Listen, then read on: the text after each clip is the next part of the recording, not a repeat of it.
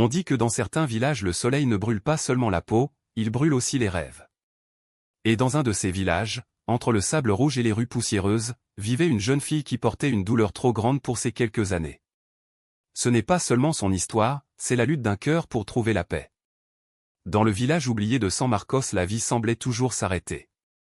Le vent traînait de la poussière dans les rues vides et les enfants jouaient pieds nus avec de vieilles boîtes, tandis que les femmes portaient des cruches d'eau depuis le puits communautaire. Isabella marchait sur ces mêmes chemins tous les jours, la tête baissée et les mains fendillées par le travail. Elle avait appris à vivre sans tendresse, parce que la tendresse dans sa maison était morte avec sa mère. Don Raphaël, son père, passait les nuits dans les cantines, revenant chancelant, avec le regard perdu et la voix chargée d'insultes. Le peu qu'il gagnait il le dépensait en bouteilles, et au lieu de s'occuper de sa fille, il déchargeait sa frustration sur elle. Quand il s'est marié avec Doña Camila, la situation est devenue insupportable. La femme ne cachait pas sa haine, elle la réveillait avec des cris, l'obligeait à travailler jusqu'à l'épuiser et s'assurait qu'elle mange le minimum possible. Isabella dormait souvent dans un coin de la cuisine sur un vieux tapis, écoutant les ronflements des autres et les rires moqueurs qui parfois sortaient de la chambre de son père. Les gens du village la regardaient avec compassion, mais personne n'osait affronter Don Raphaël.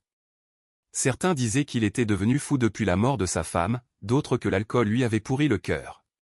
Quelle que fût la vérité, tous préféraient se taire. Ce fut alors que Matteo arriva. Personne ne savait exactement d'où il venait, seulement qu'il avait travaillé dans différents champs en cherchant à survivre. Ses vêtements étaient simples, presque usés, et ses chaussures avaient des trous, mais dans ses yeux il y avait une force tranquille, comme celle de quelqu'un qui connaissait la dureté de la vie et ne se rendait pas facilement. Pendant 3 mois il travailla sous le soleil implacable sur les terres de Don Raphaël, il porta des sacs de maïs, nettoya des herbes sèches, sema et arrosa avec patience. Chaque après-midi il s'approchait pour demander son paiement, et chaque après-midi il recevait la même réponse, « Demain, quand je vendrai quelque chose, je te paierai. » Ce demain se répéta tant de fois qu'il semblait déjà une moquerie.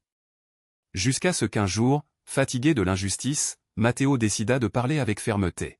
« Sonore, j'ai besoin de mon argent aujourd'hui » dit-il devant la maison, le visage en sueur et les bras marqués par le dur travail. Don Raphaël l'observa avec des yeux troubles, se grattant la tête comme s'il cherchait une nouvelle excuse. Son regard se détourna vers Isabella, qui en ce moment balayait la cour avec des mouvements lents. Le visage fatigué et le dos courbé par tant d'heures d'effort. Soudain, il lâcha un rire amer. « Tu veux de l'argent » demanda-t-il avec sarcasme. « Oui, Sonore. J'ai travaillé 3 mois, et je ne peux pas continuer ainsi, répondit Matteo, avec dignité. Don Raphaël montra sa fille avec un doigt tremblant mais ferme. « Eh bien, emmène celle-là. Elle sera ton paiement. » Les mains d'Isabella lâchèrent le balai, qui tomba au sol en soulevant un peu de poussière. Son cœur s'arrêta un instant. Elle regarda son père avec des yeux suppliants. « Père, s'il vous plaît, ne me faites pas ça. »« Tais-toi. » rugit-il. « Remercie que quelqu'un veuille t'emmener. » Doña Camila, debout près de la porte, sourit cruellement et dit calmement. « Laisse-la partir. Une bouche de moins à nourrir. » Isabella tomba à genoux, pleurant, implorant à qui voudrait l'écouter. Mais personne ne l'écouta. Personne ne la défendit. Le silence du village pesait autant que les paroles de son père. Matteo resta immobile, confus. Il n'avait pas attendu une telle réponse. Il regarda la jeune fille, brisée, oui, mais avec une dignité silencieuse dans ses yeux sombres. Il y avait de la beauté en elle, non seulement dans son visage mais dans la manière dont elle résistait sans se briser complètement. Quelque chose à l'intérieur de lui se déplaça, un mélange de compassion et d'un sentiment inexplicable.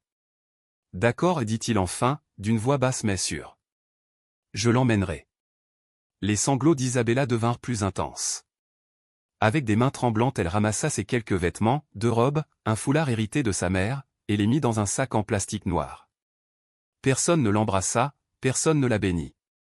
Seul son petit frère, Santiago, l'observait depuis derrière la maison.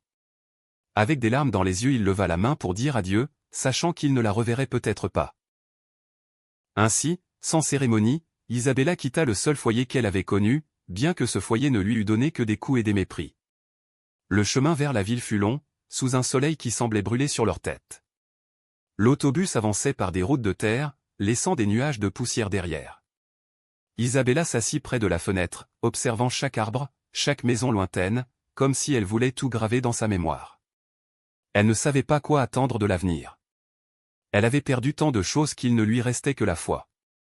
En silence, elle murmura une prière, « Seigneur, ne permets pas que cet homme soit cruel comme mon père. Donne-moi un peu de paix. Je suis fatigué. » Matteo voyageait à son côté en silence. Il ne semblait pas vouloir la déranger. Ses mains reposaient sur ses genoux, et ses yeux regardaient fixement devant. De temps en temps, il tournait légèrement le visage vers elle et soupirait.